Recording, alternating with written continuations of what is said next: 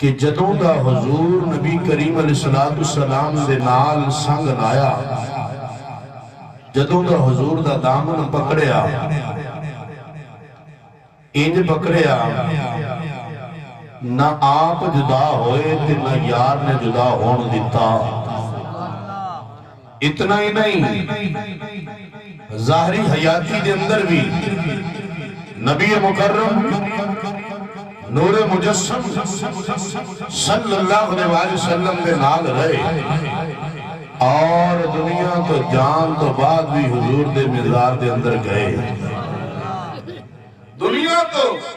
پردہ فرمان تو بعد بھی آقا کریم صلی اللہ علیہ وآلہ وسلم دے مبارک گنبد دے اندر آپ نے جگہ ملی۔ سیدنا ابو بکر صدیق رضی اللہ تعالیٰ عنہ او ہستی ہے جدے نال آمنہ دے لال نے بے حد محبت فرمائی۔ اللہ تبارک و تعالیٰ دے نبی دی بارگاہ دے اندر